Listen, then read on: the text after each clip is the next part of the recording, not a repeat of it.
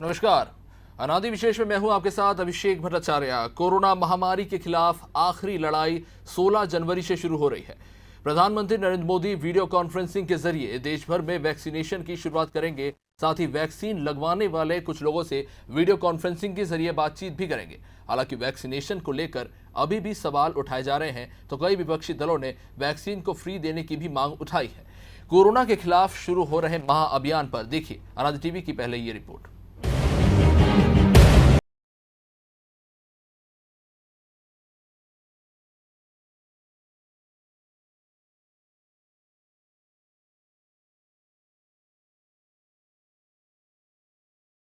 महामारी कोरोना का अंत नजदीक आ चुका है। देश भर में 16 जनवरी यानी कि शनिवार को पीएम मोदी दुनिया के सबसे बड़े टीकाकरण अभियान की शुरुआत करेंगे। वहीं टीकाकरण अभियान से पहले सभी राज्यों की सरकारों ने भी कमर कस ली है। मुख्यमंत्री स्वास्थ्य विभाग के साथ पुलिस और प्रशासनिक अधिकारियों से चर्चा कर वैक्सीनेशन को लेकर जानकारी एकत्रित कर रहे हैं। मध्य प्रदेश के मुख्यमंत्री शिवराज सिंह चौहान ने भी स्वास्थ्य मंत्री प्रभुराम चौधरी, चिकित्सा शिक्षा मंत्री विश्वास सारंग समेत स्वास्थ्य विभाग और पुलिस प्रशासनिक विभाग के अधिकारियों से चर्चा की।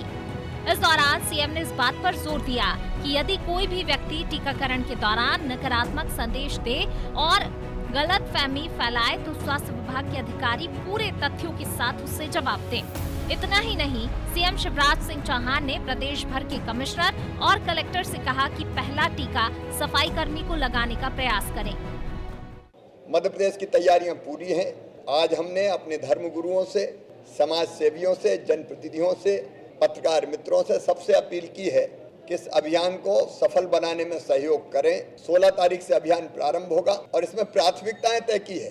पहली चीज तो मैं ये जोर दे के कहना चाहता हूँ कि दोनों वैक्सीन, कोविशील्ड कोवैक्सीन, पूरी तरह से जांची परखी हैं और हमारे वैज्ञानिकों ने हर कसौटी पर खरा कसा है, हर कसौटी पर परखा है, कसा है, उसके बाद लगाने का देश ने फैसला किया है। तो इस अभियान में, क्योंकि जनता की जिंदगी बचाने का अभियान है, सबका सहयोग मिले, कोई भ्रम ना फैलाए। थोड़ी बहुत एलर्जी हो सकती है, उसकी संभावना रहती है, जैसे बाकी टीकों में भी होती है, वो पहले से ही बताया गया, लेकिन उससे निपटने की भी पूरी तैयारी है। इसलिए कोई भ्रम की स्थिति पैदा न करें, सबका सहयोग मिले। हालांकि इस अभियान से पहले मध्य प्रदेश के प्रमुख विपक्षी दल कांग्रेस ने जहां वैज्ञानिकों और डॉक्टरों की सराहना की है, तो वहीं प्रदेश सरकार पर भी निशाना साधा है। कांग्रेस प्रवक्ता अब्बास हफीज का कहना है कि बीजेपी सरकार ने भय और संशय को दूर करने के लिए कोई भी अभियान नहीं चलाया, जिस वजह से टीका लगवाने वालों के अंदर भय और डर बैठा हुआ है, जिस वजह से वो टीका लगवाने से पीछे हट रहे हैं। साथ ही अब्बास हफीज ने सबसे पहले सीएम शिवराज सिंह और गृह मंत्री डॉक्टर नरोत्तम मिश्रा को टीका लगवाने की सलाह दी है। देखिए, अब टीकाकरण की शुरुआत हो रही है। हमारे वैज्ञानिकों का बहुत बड़ा काम है। ये बहुत बड़ी उपलब्धि है कि उन्होंने इतनी कम समय के अंदर टीके को बनाने का काम किया। लेकिन आज सबसे बड़ा विषय यह है कि क्या भय को दूर करने का काम हो रहा है, क्या संशय को दूर करने का काम हो रहा है। जिनको टीका लगना है, उनके दिल के अंदर डर है, वो लगवाने के लिए पीछे हट रहा है। आज सबसे बड़ी जिम्मेदारी है कि शिवराज सिंह चौहान जी, नरोत्तम मिश्रा जी जैसे बड़े नेता इस प्रदेश के, जिनके पास बड़ी जिम्मेदारी है, जो मुखिया इस प्रदेश के, वो आए और अपने आप को पहले पब्लिक के सामने टीका लगवाए, सार्वजनिक मंच पे टीका लगवाए और उसके बाद 2 दिन इंतजार किया जाए कि जो भी रिएक्शन होना है, जो भी परिणाम इसके हैं, वो देखने को मिले। आपको सबसे पहले आगे आके बढ़ना होगा, तभी जाके जनता के बीच का डर दूर होगा। तो मुझे लगता है कि सकारात्मक कदम उठाएंगे। इस महाअभियान में पहले दिन यानी कि 16 जनवरी को 2934 जगहों पर करीब 3 लाख लोगों को टीका लगाया जाएगा। साथ ही वैक्सीनेशन को लेकर स्वास्थ्य मंत्रालय ने राज्यों और केंद्र शासित प्रदेशों को सलाह भी दी है कि हर वैक्सीनेशन सेशन में टीका लगवाने वालों की संख्या 100 से ज्यादा नहीं हो और करीब 10% वैक्सीन रिजर्व रखी जाए, क्योंकि इतने डोज वेस्टेज में जा सकते हैं। साथ ही स्वास्थ्य मंत्रालय ने सभी राज्यों से ये भी कहा है कि जैसे जैसे वैक्सीनेशन आगे बढ़े, वैसे वैसे सेंटर की संख्या बढ़ाई जाए। साथ ही वैक्सीन की सुरक्षा को लेकर भी स्वास्थ्य विभाग लोगों को जागरूक कर रहा है। लेकिन देखने वाली बात होगी कि इमरजेंसी इस्तेमाल की मंजूरी पाने वाली दोनों वैक्सीन कितनी सुरक्षित हैं। ब्यूरो रिपोर्ट, अनादि टीवी।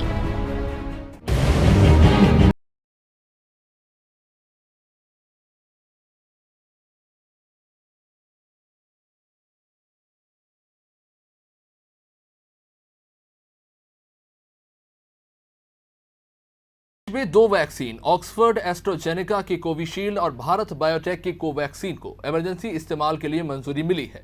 16 जनवरी से 23 जनवरी तक चलने वाले पहले फेज में 1 करोड़ हेल्थ केयर वर्कर्स और 2 करोड़ फ्रंटलाइन वर्कर्स को टीके फ्री में लगाए जाएंगे और इनके बाद 50 साल से ज्यादा उम्र के लोगों और गंभीर बीमारियों से जूझ रहे 50 साल से कम उम्र के लोगों को वैक्सीन लगाई जाएगी। इस तरह करीब 27 करोड़ लोगों को टीका लगाया जाएगा।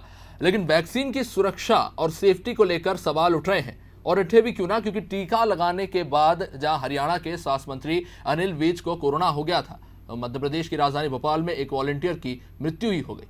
हालांकि इस बात के तथ्य नहीं मिले थे कि उसकी मौत टीके की वजह से हुई थी या वजह कोई और थी, लेकिन जाहिर तौर पर इन हालातों में जिस तरह से बहुत तेजी से काम हुआ है, तमाम तरह के सवाल जरूर उठ रहे हैं। हमारे साथ बातचीत के लिए अभी जुड़े हुए हैं न्यूज़ हेड रत्नाकर त्रिपाठी जी, उनसे बातचीत करेंगे। चर्चा में सबसे पहले उन्हें जोड़ेंगे। रत्नाकर जी, 16 जनवरी से वैक्सीनेशन की प्रक्रिया शुरू होने जा रही है।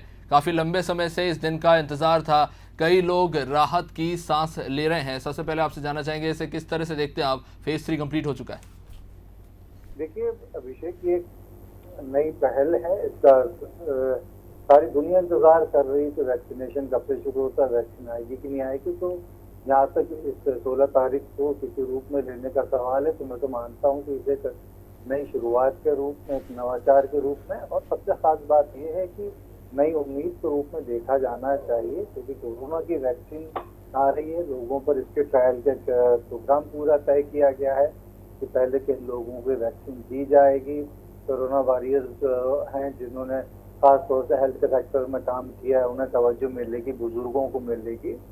और साथ ही फ्रिक्वेंटली क्वेश्चंस की तर्ज पर एक पूरा वो भी तैयार किया गया चार्ट, जिसमें बताया जा रहा है कि किन किन लोगों को इसे कब दिया जाएगा, और लोगों के बीच की भ्रांतियां भी दूर करने की कोशिश की गई है। और जैसा कि हमने देखा है पीछे, कुछ इसे लेकर सियासत भी शुरू है। अगर उत्तर प्रदेश में अखिलेश यादव कहते हैं कि बीजेपी की वैक्सीन नहीं लेंगे, तो मध्य प्रदेश में इस बात को लेकर कांग्रेस सवाल उठा रही है कि आपने स्लम एरिया में इसकी टेस्टिंग क्यों की और क्यों इसके चलते एक व्यक्ति की मौत हो गई। तो इन सारी सियासी घटनाक्रमों के बीच में महत्वपूर्ण बात यह है कि वैक्सीन का परीक्षण जो हो रहा है उसके परिणामों का इंतजार किया जाना चाहिए और इंश्योर किया जाना चाहिए कि ज्यादा से ज्यादा लोगों को इसका बेनिफिट मिले, ज्यादा से ज्यादा लोगों के बीच इसे लेकर अवेयरनेस फैले और बहुत बड़े पैमाने पर एक इस किस्म की आशा का संचार हो, जिससे लगे कि कोरोना के खिलाफ जंग जो है एक निर्णायक मोड़ पर आ चुकी है। जी सर, मोर्टेलिटी रेट को लेकर मैं बात करूंगा, ये बड़ी अच्छी बात है। चलिए रत्नाकर जी, आपसे बातचीत जारी रखेंगे। हमारे साथ CMHO भोपाल से रत्नाकर प्रभाकर तिवारी जी जुड़ चुके हैं, उनसे बातचीत करेंगे। प्रभाकर जी, बहुत बहुत स्वागत है आपका अनादि टीवी पे। Thank you. Prabhakar ji, vaccination की प्रोसेस अब 16 जनवरी से शुरू हो रही है। सरकार लगातार कह रहे हैं कि तैयारियां काफ़ी तेज़ी से चल रही हैं और लगभग तैयारियां पूरी हो चुकी हैं। आपसे जानना चाहेंगे, क्योंकि जनता के मन में टीकाकरण को लेकर कई तरह की शंकाएं हैं और सवाल भी हैं, और निश्चित रूप से होने भी चाहिए, क्योंकि जिस तरह के हालातों से लोग गुजरे हैं उनके मन में कई तरह के सवाल हैं। सर, तैयारियों को लेकर आपसे सवाल करना चाहेंगे, कितने सेंटर्स बनाए गए हैं, किस तरह से स्वास्थ्य विभाग इसको लेकर काम कर रहा है? अगर मैं शुरुआत करूं, आपने जैसा कहा भ्रांतियां, तो मैं शुरुआत उसी से कहूंगा। भ्रांतियां पालने की जरूरत नहीं है, पूर्णतः सुरक्षित टीका है और हम सब लगवाने के लिए पूरी तरह से तैयार हैं। और जैसा सरकार की गाइडलाइन है, उस गाइडलाइन के हिसाब से हम लोगों ने अपनी तैयारियां शुरू कर दी हैं। पहले चरण के लिए भोपाल में 12 स्थानों पर टीकाकरण शुरू होगा। 12 स्थान चिन्हित हैं, उन पर हमारे पास वैक्सीन प्राप्त हो चुकी है। और जैसा कि आपको मालूम ही है कि 16 जनवरी को प्रातः 9 बजे माननीय प्रधानमंत्री जी इसका इस टीकाकरण अभियान का शुभारंभ करेंगे। तो हमारी तैयारियां पूरी हैं और हम भोपाल वासियों की सेवा के लिए हमेशा के लिए पूरी तरह से तैयार हैं। सर, निश्चित रूप से जैसा कि आप कह रहे हैं कि तैयारियां जो है की गई हैं, लेकिन कई तरह की समस्याएं हैं, इनको लेकर मैं आपसे चर्चा करना चाहूँगा। जैसे कि गाइडलाइंस आपने जिक्र किया, इसमें एक गाइडलाइन ये भी है कि टीकाकरण जहां पर हो रहा है वहां पर जो टीके हैं वो 1 घंटे के अंदर पहुंचेंगे। ऐसी जानकारी मिली है। सर, उसको लेकर सवाल करना चाहूँगा आपसे कि सर बहुत बड़ी समस्या है ना सिर्फ मध्य प्रदेश में बल्कि पूरे भारत में कोल्ड स्टोरेजेस को लेकर और लॉजिस्टिक्स को लेकर भी बड़ी समस्या है ट्रांसपोर्टेशन की। तो सर इसको कैसे मैनेज किया जाएगा, क्योंकि ऐसा सिर्फ ये तो टीका अभी लगाया जा रहा है, इससे पहले पोलियो को लेकर भी और कई तरह के ट्रांसपोर्टेशन की समस्या, हालांकि ये तो शहर की बात कर रहे हैं हम, लेकिन गांव और ग्रामीण क्षेत्रों में देखने को मिली है। तो लॉजिस्टिक्स और कोल्ड स्टोरेज को लेकर क्या कुछ आपने देखा है और क्या कुछ तैयारियां इन चीजों को लेकर है? देखिए, जहां तक लॉजिस्टिक है हमारे पास पूरे लॉजिस्टिक उपलब्ध है और कोल्ड स्टोरेज हमारे पास रिजर्व कैपेसिटी भी है जी। तो कोई दिक्कत नहीं है। और जो हमारे कोल्ड स्टोरेज पॉइंट्स हैं जी। वो हमारे भोपाल में जैसे लगभग 53 कोल्ड स्टोरेज पॉइंट्स हैं, तो अभी सिर्फ 12 जगह पर हो रहा है वैक्सीनेशन। अगर ये पॉइंट्स सरकार बढ़ाती भी है तो हमारा कोई भी ऐसा सेशन साइट नहीं होगा जो किसी कोल्ड स्टोरेज पॉइंट से आधे घंटे से अधिक की दूरी पर हो। तो आप निश्चिंत रहें। मैं अश्योर करना चाहता हूं कि अगर टीकाकरण व्यापक पैमाने पर भी शुरू होगा तो सरकार की गाइडलाइंस के अनुरूप हम इस टीकाकरण को पूर्ण कर पाएंगे। प्रभाकर जी, आपसे जानना चाहेंगे, पहले जो संख्या थी सेंटर्स की वो 80 थी, उसको कम करके 12 किया गया, क्या कारण था इसके पीछे? देखिए, जिस तरह से हमें शासन गाइडलाइन मिलती रहेगी मेरे ख्याल से कुछ योजना में परिवर्तन हुआ होगा, कुछ अच्छा सोचा गया होगा। तो जिस तरह से परिवर्तन हो रहा है उस परिवर्तन को हम जारी रखेंगे। सर, आपसे सवाल करना चाहूँगा, ये काफ़ी महत्वपूर्ण सवाल है। मोर्टेलिटी रेट मध्य प्रदेश में ही और कई दूसरे राज्यों में भी जनसंख्या के आधार पर देखें तो काफ़ी कम है। ऐसे में क्योंकि कई तरह के सवाल उठ रहे थे, मोर्टेलिटी रेट कम होना बहुत अच्छी बात है क्योंकि ज़्यादा लोग की मृत्यु नहीं हुई है, लेकिन इस रिजल्ट के बाद एक मनोवैज्ञानिक रूप से लोगों में ये चीज़ भी बनी है कि हमें लगाने की क्या ज़रूरत है, हम इम्यून हैं और इस तरह की चीज़ें जो हैं उठ रही हैं। तो टीकाकरण लगाना क्यों आवश्यक है और हर एक व्यक्ति को क्यों लगाना चाहिए, इसको लेकर आपने जानना चाहूँगा मौजूदा हालात में, क्योंकि मोर्टेलिटी रेट को लेकर मनोवैज्ञानिक रूप से लोगों के मन में ये बात बन गई है कि नहीं इससे इतनी ज़्यादा मृत्यु हो नहीं रही है और हम टीका लगाने का रिस्क क्यों रहे हैं, खासतौर पर तब जब इतनी तरह की भ्रांतियाँ व्हाट्सएप से और अन्य सोशल मीडिया साइट से फैलाई जा रही हैं। देखिए, बड़ी सिंपल सी चीज है कि अगर आप देखें पहले भी जो मॉर्टेलिटी भी हुई है उनमें अधिकतर या तो कोमॉर्बिड लोग थे या फिर ऐसे थे जिनकी उम्र ज्यादा थी। तो सिर्फ मॉर्टेलिटी ही हमारा एकमात्र कम करना उद्देश्य नहीं है, मॉर्बिडिटी कम भी करना भी है। लोग कम से कम बीमार पड़े, निश्चित तौर पर लोगों की मृत्यु ना हो, ये हमारी आपकी सबकी प्राथमिकता है, पर लोग बीमार ही ना पड़े वो भी हमारी प्राथमिकता है। तो मेरी दो ही वो है गुजारिश, क्योंकि अभी जिस तरह से चरणबद्ध तरीके से टीका लगाया जा रहा है इसमें टीकाकरण पूर्ण होने में कुछ समय लगेगा। तब तक हमें जो एहतियात है उसको भी बरतना है, ये मान के नहीं चलना है कि अब टीका आ गया हम सब पूर्ण सुरक्षित हो गए। तो दोनों चीजें, टीके का हम स्वागत करें और टीका लगवाएं और उसके साथ में जो सावधानियां अभी तक बरतते आ रहे हैं उनको भी हम कंटिन्यू करें। शुक्रिया प्रभाकर तिवारी जी अनादर टीवी के साथ जुड़ने के लिए। तो ये थे CMHO प्रभाकर तिवारी भोपाल से। हमारे साथ अभी जुड़े हुए हैं ML गुप्ता CMHO रीवा से। बहुत बहुत स्वागत है आपका गुप्ता जी अनादर टीवी पर।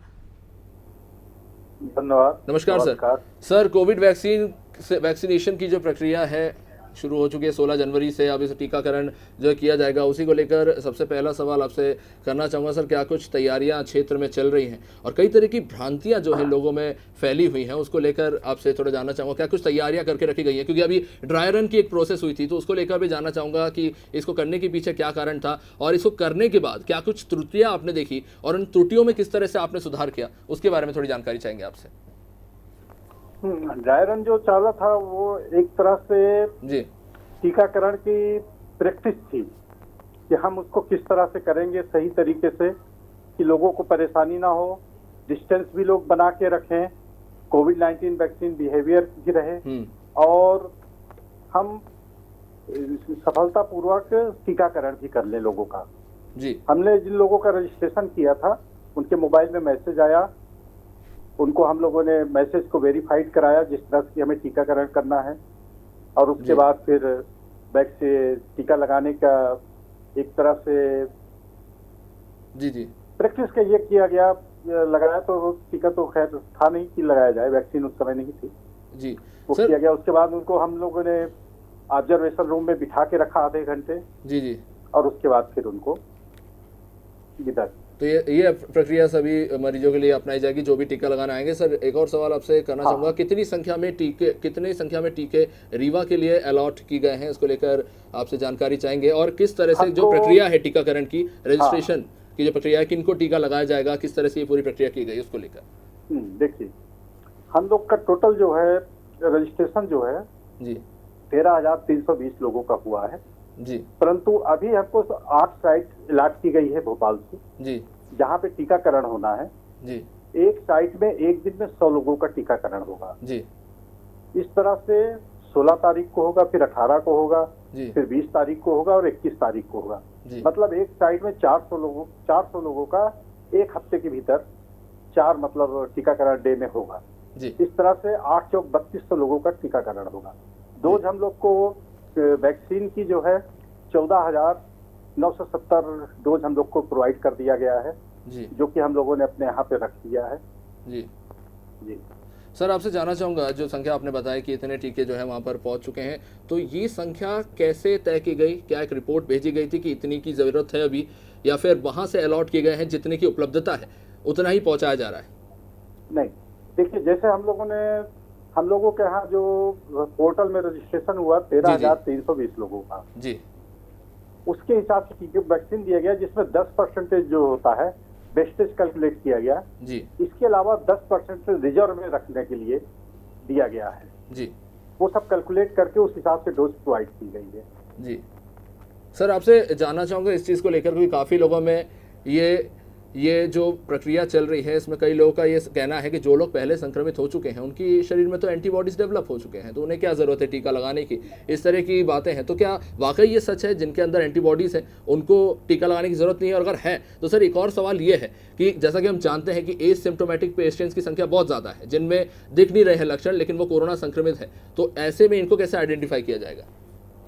देखिए, ऐसे लोग जो कि कोविड पॉजिटिव आ चुके हैं, जी उनका जब तक 14 दिन पूरा नहीं हो जाएगा तब तक हम लोग उनको टीका नहीं लगाएंगे। जी 14 दिन पूरा होने के बाद फिर उनको हम लोग वैक्सीनेशन करेंगे।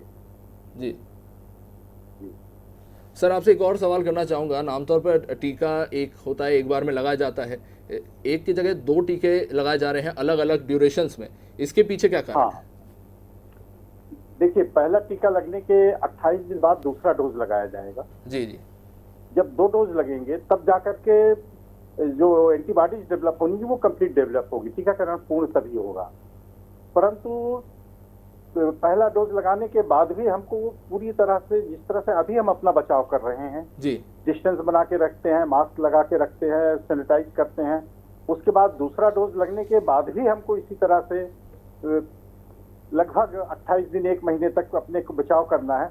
उसके बाद भी हम टीका से सुरक्षित तो हो गए, परंतु फिर भी हम लोग को जहां तक है मास्क लगा के ही रखना चाहिए, अपने को बचा के रखना चाहिए।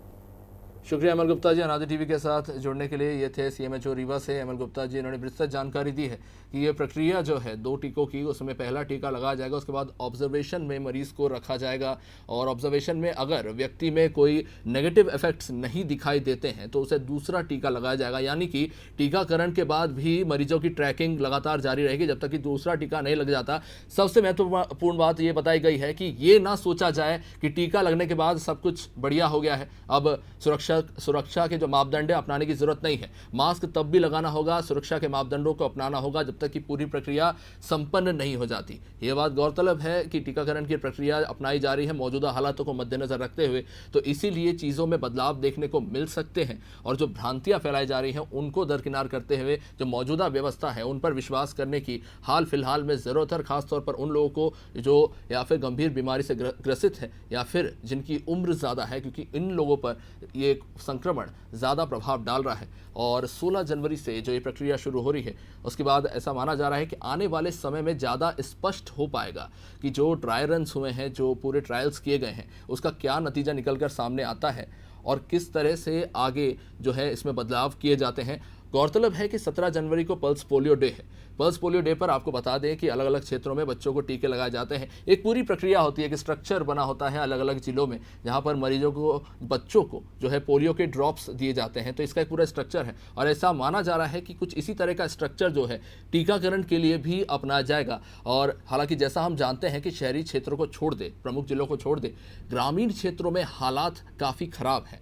सड़कों की समस्या है, स्वास्थ्य विभाग वहाँ पर ज़्यादा अच्छे से काम नहीं कर पा रहा है, व्यवस्थाएं जो है वो उतनी अच्छी नहीं है, और डॉक्टर्स की जो लापरवाही है वही भी कई मामलों में निकलकर सामने आई है। तो ऐसे में इन हालातों में टीकाकरण की जो मापदंड सरकार द्वारा तय किए गए हैं और स्वास्थ्य विभाग ने जो निश्चित किए हैं कि इसी प्रक्रिया के तहत जो है टीकाकरण किया जाएगा, और विश्व स्तर पर जो इसकी पूरी प्रक्रिया रखी गई है, जो मापदंड तय किए गए हैं, उसको इन क्षेत्रों में कितना सफल तरीके से जो स्वास्थ्यकर्मी हैं वो अपना पाएंगे, ये देखना महत्वपूर्ण बात होगी। क्योंकि ऐसे में अगर सबसे प्रमुख चीज़ है कि टीका सुरक्षित रूप से जगह पर पहुंचे और लोगों को सुरक्षित रूप से टीका लगे, ये प्रक्रिया सफल होना सबसे ज़्यादा महत्वपूर्ण है। तभी जाकर आगे टीका लगने के बाद मरीज में सुधार की संभावनाओं को तलाशना सही होगा। लेकिन अगर टीके की जो प्रक्रिया है वो सही नहीं हुई तो जाहिर तौर पर एक खतरा जो है मरीजों पर रहेगा। लेकिन जाहिर तौर पर सरकार इसका दावा कर रही है, स्वास्थ्य विभाग इसको लेकर लगातार ड्राई रन करता रहा है,